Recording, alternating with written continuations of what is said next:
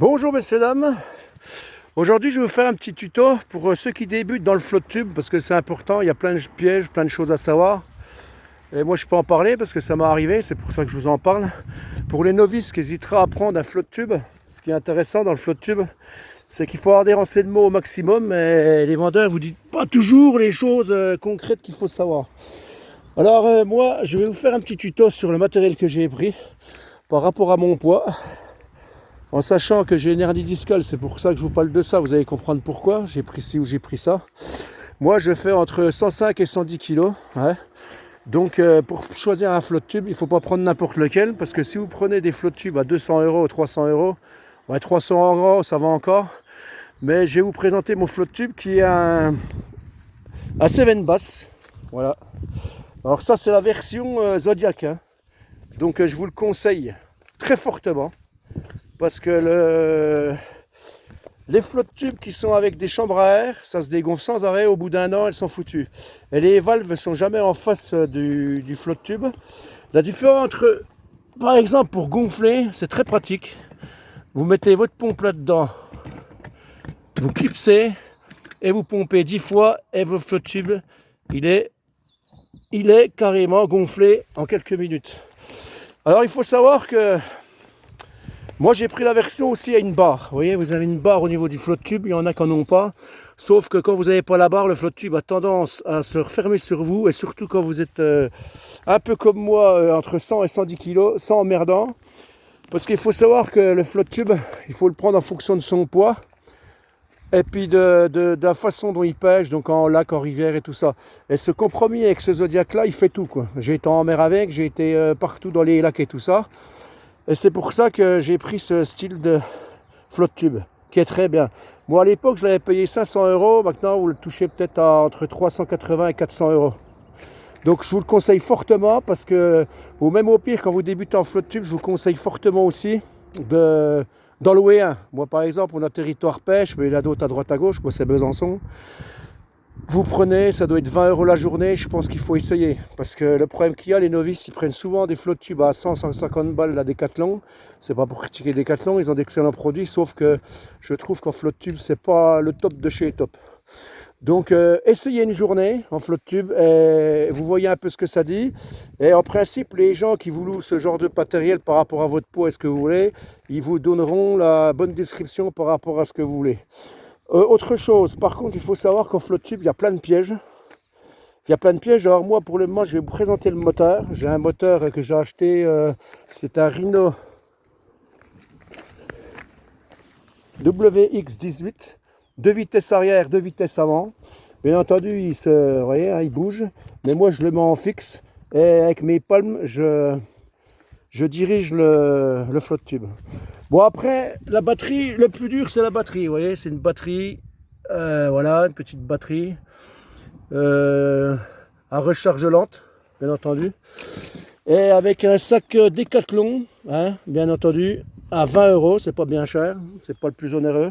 Vous mettez à l'intérieur, en plus ce qui est bien avec la fermeture, ben, le fil vous le noyez un peu, et c'est excellent.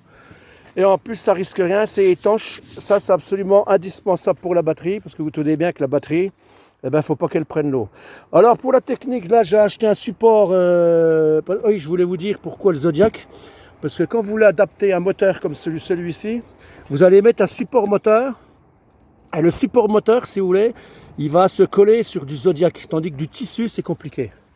Donc déjà là c'est mort, donc c'est pour ça que moi il faut absolument prendre du Zodiac. Vous allez vous faire plaisir et déjà pour le dos, quand vous avez des problèmes de dos comme moi, on arrive à tenir 3-4 heures sans problème. Par contre si vous prenez un petit prix, vous avez le dos complètement explosé. Et en plus l'avantage c'est que vous avez des pochettes hein, qui sont amovibles, vous voyez ce scratch. Vous pouvez les remplir directement. Vous les descratchez, vous les remplissez, vous mettez vos hauleurs et compagnie et tout ça, et c'est impeccable, c'est rapide, c'est tranquille. Il faut savoir une chose aussi, que tout ce que vous avez en flotte tube, vous voyez, j'ai par exemple une pince à poisson, vous voyez, et ça, il faut absolument avoir des mousquetons partout, vous voyez, j'en ai partout, j'en ai là, j'en ai même là sur moi, vous voyez, j'en ai partout des mousquetons, c'est très important. Alors moi, il faut savoir que pour filmer, j'ai... bon, c'est pas très onéreux, hein. J'ai dû payer 40 balles ou un truc comme ça sur un site chinois. Même pas 40 balles, ça va très bien. C'est des lunettes qui font caméra et photo. Et en plus, j'ai, bien entendu, l'autre caméra là. C'est très bien pour filmer, surtout en flotte tube. C'est très pratique de l'avoir là. Autre chose, pour les cannes à pêche, bien entendu, il faut absolument acheter un support de canne. Un support de canne, c'est très utile. Vous le mettez là, sur le côté. Vous mettez vos cannes ici et vous n'êtes pas embêté. En sachant que moi, je pêchais au casting pour les novices. Alors avant, je prenais un casting, une canne casting. Là, j'ai pris une canne traditionnelle. Hein, et une canne à silure, bien entendu, pour le silure et pour la petite perche. Parce que le casting, il faut savoir une chose aussi, c'est que quand vous prenez du casting et que vous êtes une choucroute et que vous prenez qu'une canne casting et vous n'avez pas d'autre canne, je peux vous dire que vous passez 3 heures à descendre sans canne, c'est pénible, ça m'est arrivé, c'est pour ça que je peux vous le dire.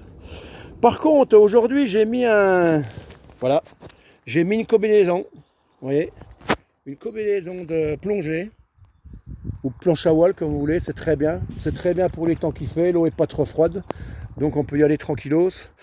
Et il y a une chose aussi, qui est très importante aussi, c'est les palmes.